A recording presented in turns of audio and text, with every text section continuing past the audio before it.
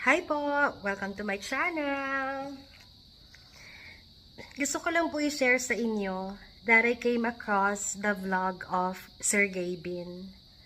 Ito yung tungkol dun sa totoong regalo niya para kay Ma'am Elma.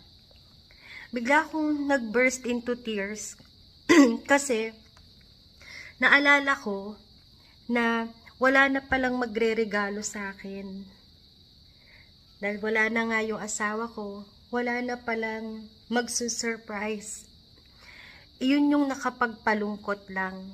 Kahit hindi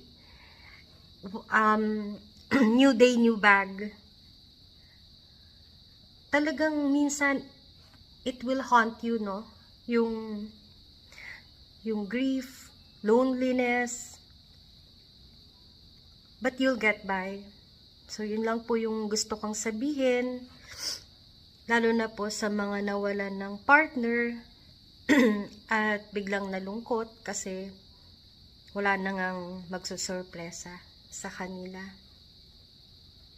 Ika nga, magtuloy-tuloy na